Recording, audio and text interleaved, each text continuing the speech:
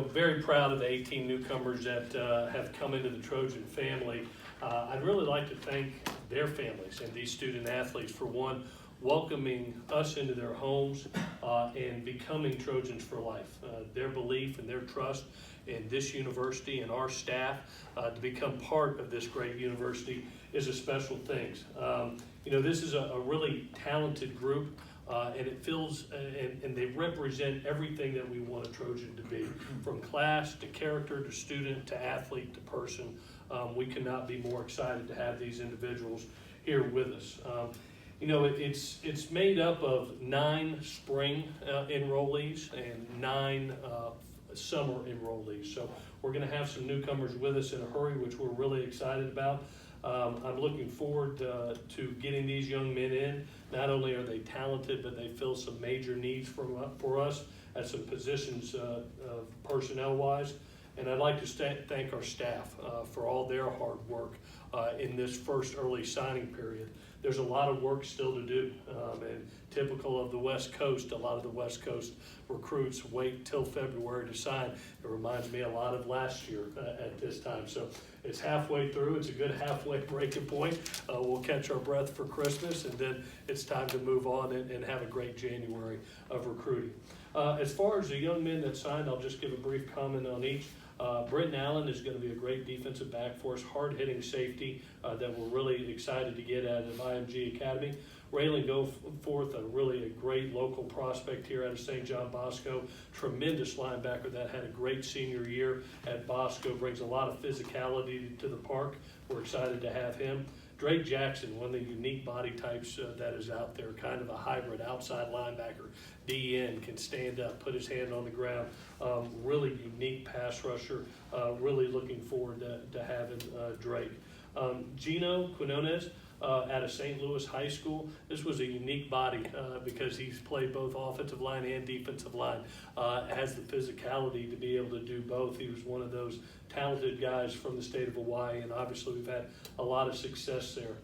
Keaton Slovis is a quarterback out of Desert Mountain, out of Scottsdale, Arizona. Somebody that committed to us early in the process, that we loved in camp. Extremely accurate, can make all the throws, incredibly football smart, and so glad to have him in with us.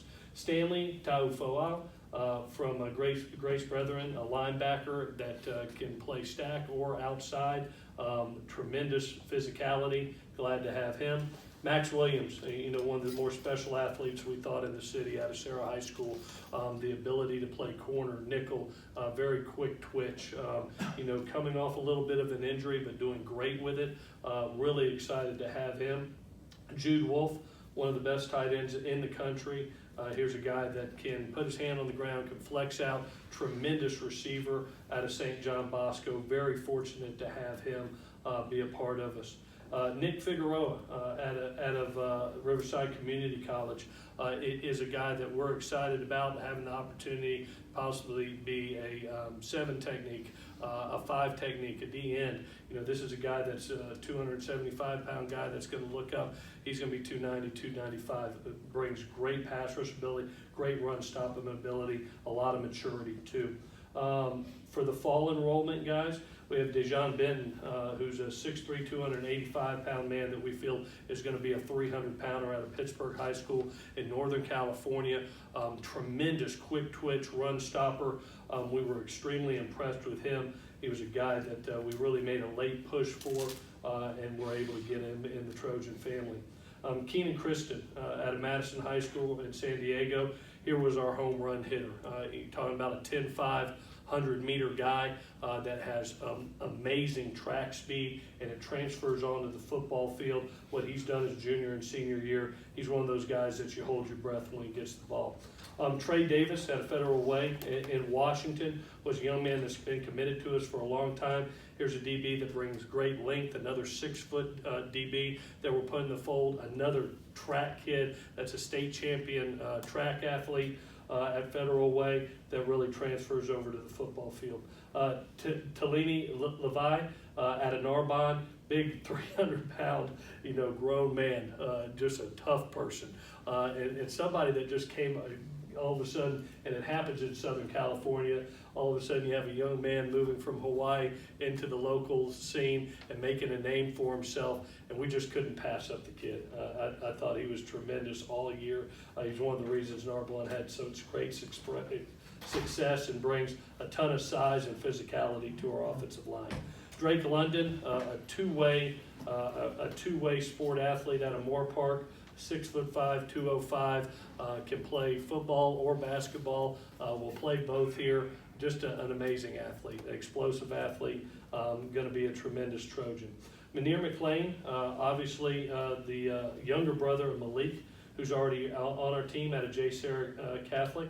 You know, a young man that we feel, you know, really had a good senior year after coming off injury. Another big target when you look at the targets that we have currently on the team, and you add these two men, it's going to make it even easier for a quarterback. Another one of the greater and better tight ends in the country, in Ethan Ray, 6'5", 240 out of Orange Lou.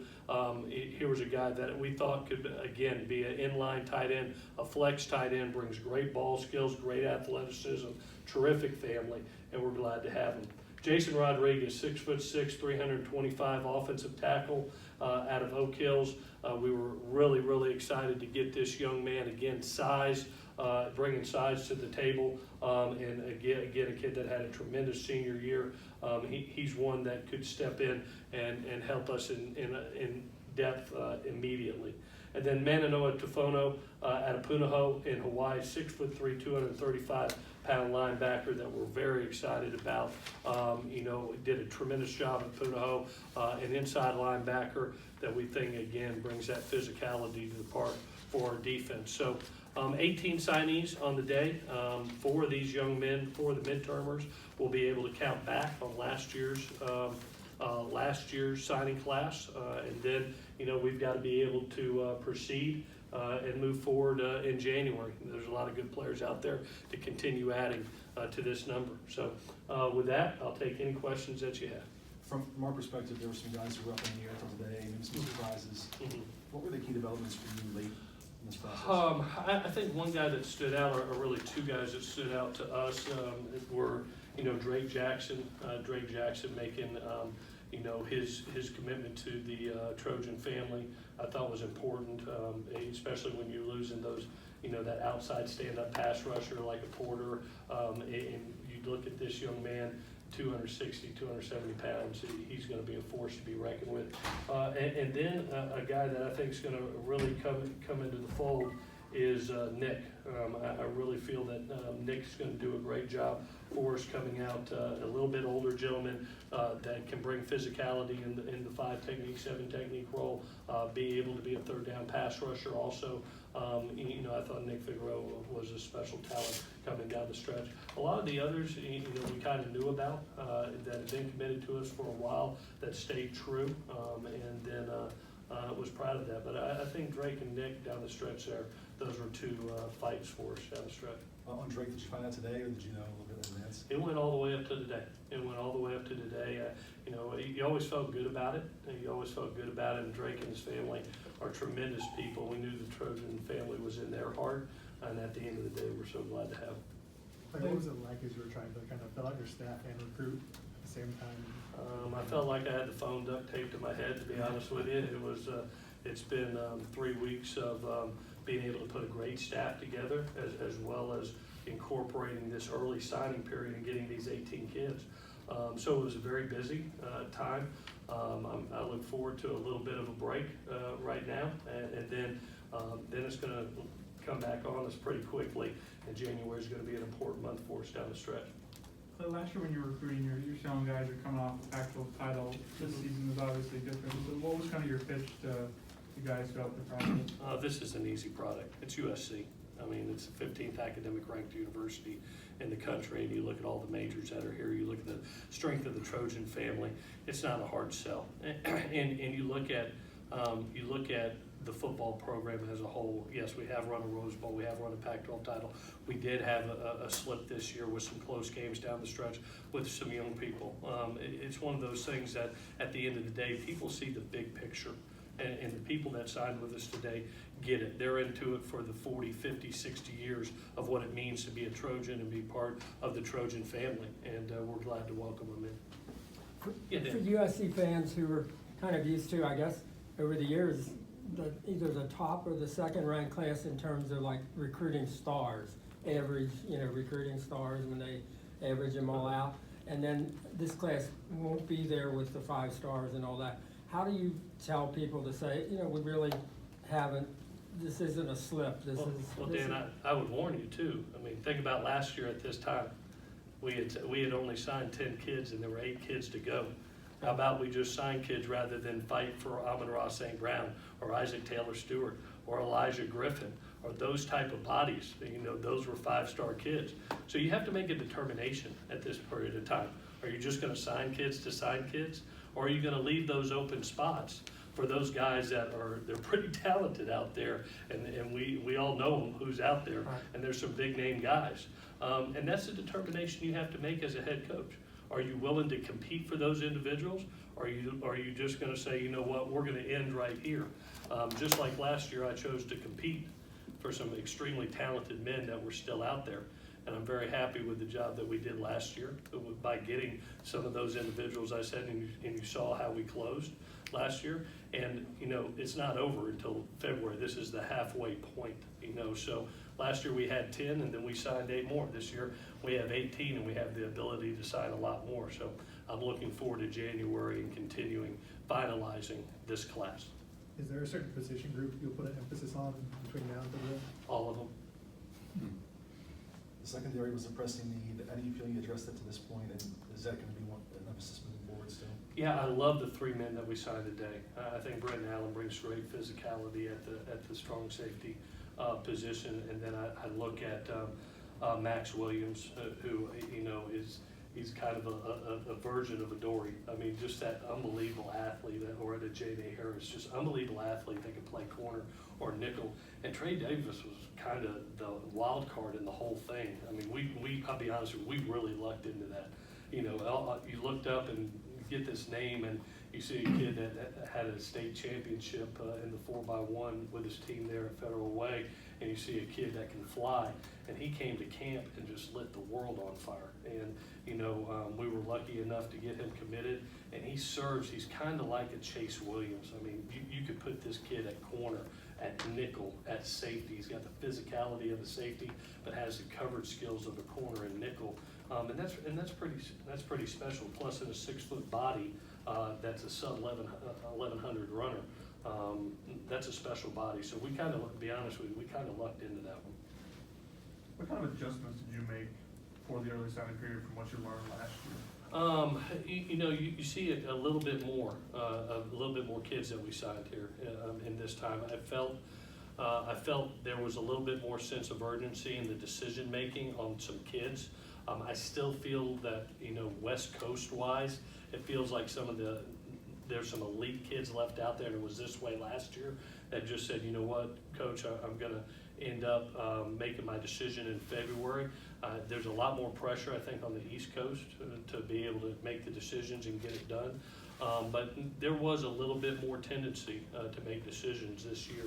And so you see us sign 18 today, which is a great number. It's more than we had last year at this time. But like I said, there's still a lot of work to do in January. What was the effect on your new hires, like the Kingsbury had in this class? I think all the coaches that we brought in, especially Cliff, it provided such great excitement. I think not only to our team, our university, our fan base, but obviously in recruiting. You're talking about one of the more brilliant offensive minds there is in the country, and for him to be a USC Trojan, it was great to be able to walk Coach Kingsbury into homes.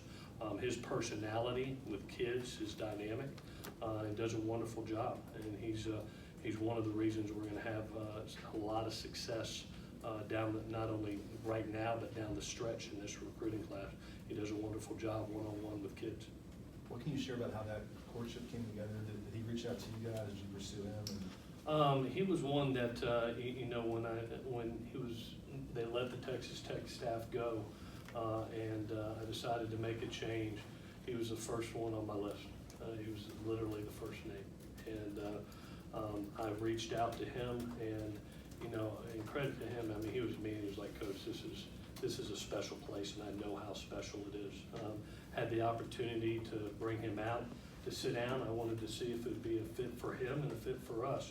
And it was. I mean, it was natural. It was something that he's always wanted to be able to do, to be at this place with these type of athletes and his system. So it was really a beautiful marriage, to be honest with you. It was something that was a great fit. Was there any tension for you guys as the rumors about NFL jobs were mounting during that waiting period? No, and I said, you know, at the end, you know, he said, Coach, if I decide to come to USC, I'll come to USC. And it wasn't very long. You know, we went ahead and sat down together, and it was literally 3 or 4 days later that we talked and said, hey, this is a direction we want to go. And thank Cliff for being here. I know he's going to do a great job for us. He's a tremendous football coach, and I've already seen the results and the excitement that he's created amongst our team, amongst our fan base, amongst recruiting, and myself. I mean, I'm really looking forward to seeing that system with these style of athletes. And that will be his system, the offense here is essentially gonna be Cliff's system? Mm-hmm. Yes. Okay. How similar to the Texas Tech scheme? Any changes? Because obviously you have personnel here. Yeah, you know, the one thing that I was amazed by as we looked at it was how effectively the ball gets spread around to not only, everybody thinks, oh, you know, it's a wide receiver happy offense, but really as you look at it and you break it down, he's had 1,500-yard rushers. He's had tight ends catch 106 balls. I mean, it's one of those systems that really spreads the ball around to a number of different players, running backs, not only rushing, but catching the ball out of the backfield. It reminds you of some of the things that the NFL is doing right now, is going to, and I just felt like at this point in time with the quarterbacks and the athletes that we have at wide receiver, at tight end, at running back, I just felt like, man, this is just a natural fit. And really felt that if we got this guy, you were winning the lottery, because I felt like he was the highest commodity out there. And we're very fortunate to have him, and I thank him for coming. I know he's going to do a great job. Does that change the type of way you recruit offensively with his system? No, that's where the fit came in. I mean, you look at today, you know, we were able to sign 2 dynamic tight ends that are pass catching tight ends as good as anywhere there is in the country. I mean, we were able to sign two receivers and a running back. That's, in my opinion, a home run heater. So, you know, we didn't have to change our philosophy as far as recruiting. It was go out and get the best athletes at the position, knowing that the system would fit them.